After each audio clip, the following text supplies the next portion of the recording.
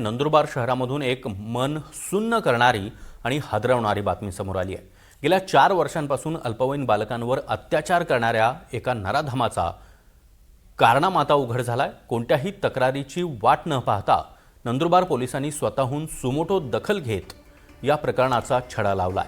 तपासादरम्यान तब्बल 53 बालकांवर अत्याचार झाल्याची धक्कादायक माहिती समोर आली आहे। आरोपीकडून 649 पेक्षा अधिक व्हिडिओ आणि 1100 पेक्षा जास्त फोटो जप्त करण्यात आले।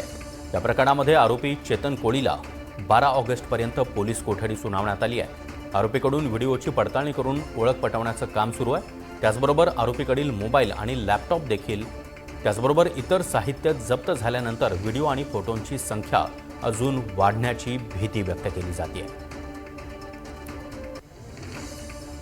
दरम्यान या धक्कादायक घटनेसंदर्भात नंदुरबार पोलीस त्याचबरोबर सामाजिक कार्यकर्त्यांनी नेमकी काय माहिती दिली आहे ती आपण पाहूया। रायसिंगपुरा नंदुरबार मध्ये राहणारा एक जो युवक आहे तो लहान मुलं म्हणजे अल्पवयीन बालक आणि काही युवकांना पैशाचा आमिष दाखवून त्यांच्यावर अनैसर्गिक अत्याचार करत असल्याची आपल्याला खबर मिळाली होती।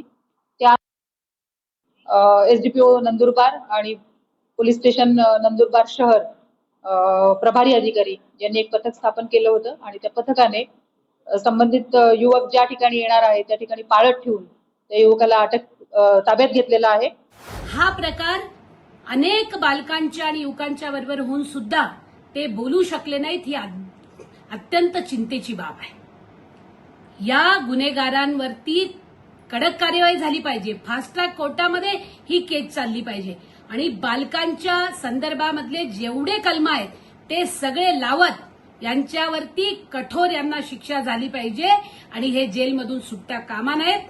हाच समाजाला धडा असणार आहे आणि या युवकांनाही धडा असणार आहे। आणि या संदर्भात अधिक माहिती देण्यासाठी प्रशांत झवेरी आपल्यासोबत जोडले गेलेले आहेत। प्रशांत, नाशिकमध्ये खरात प्रकरण गाजलेलं होतं आणि त्यानंतर आता नंदुरबारमधून अतिशय धक्कादायक आणि तितकंच गंभीर असं हे प्रकरण उजेडात आलंय। नक्कीच सागर, हे प्रकरण जे आहे ते अतिशय गंभीर प्रकरण आहे।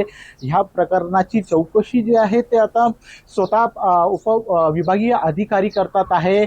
यात जर आपण विचार केला तर यात चेतन कोळी या इस्माने लहान 10 ते 20 वया गटातील जे अल्पवयीन मुलं आहेत त्यांच्यावर अत्याचार केला आहे। त्यांचे व्हिडिओ काढले आहेत आणि त्यासोबतच 1100हून अधिक फोटो जे आहेत ते पण समोर आल्याचं पोलिसांकडून सांगण्यात आलं आहे। मात्र सागर, आज या आरोपीला आज कोठडी मिळालेली आहे। 4 दिवसाची पोलीस कोठडी मिळाली आहे। या 4 दिवसात आता त्याच्याकडनं काय काय अजून बाहेर निघतं हे पाहणं महत्त्वाचं ठरणार आहे। मात्र अशाप्रमाणे ही जी अत्याचाराची घटना जी आहे ती समोर आल्याने नंदुरबारमध्ये एकच जी आहे ती खळबळ उडालेली आहे। सागर, प्रशांत, हा आरोपी नेमकं काय करायचा आणि त्यानं इतक्या मुलांना म्हणजे अल्पवयीन ही मुलं आणि या आरोपीकडून तब्बल 649 अधिक व्हिडिओ आणि 1100 फोटो ज्याप्रमाणे तुम्ही सांगताय, हा आरोपी असा नेमकं काय करायचा, त्याचा व्यवसाय काय होता आणि या मुलांना तो कशा प्रकारे फसवायचा? नक्कीच सागर, याचा जो आरोपी आहे तो एका दुकानावर काम करायचा। त्याच्यानंतर सिजनेबल धंदे जे आहेत तो करायचा। गणपती असो, गणपतीचा स्टॉल जो आहे ते लावायचा।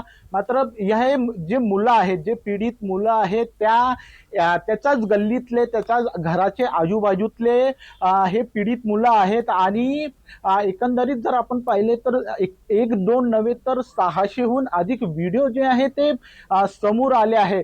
मात्र आता चौकशीत अजून बाहेर येण्याची शक्यता, अजून किती व्हिडिओ बाहेर येतील याचा देखील तपास जो आहे तो पोलिसांकडून करण्यात येत आहे। सागर, नक्कीच प्रशांत, धन्यवाद दिलेल्या या सविस्तर माहितीसाठी। तर नंदुरबारमध्ये अतिशय धक्कादायक असा प्रकार आहे। तब्बल 53 बालकांवर अत्याचार झाल्याची धक्कादायक माहिती समोर आली आहे आणि आरोपीकडून आतापर्यंत 650 पेक्षा अधिक व्हिडिओ आणि 1100 पेक्षा जास्त फोटोही जप्त करण्यात आले। त्यामुळे या घटनेची, या धक्कादायक प्रकाराची व्याप्ती किती मोठी असेल हे पाहणं देखील महत्त्वाचं आहे।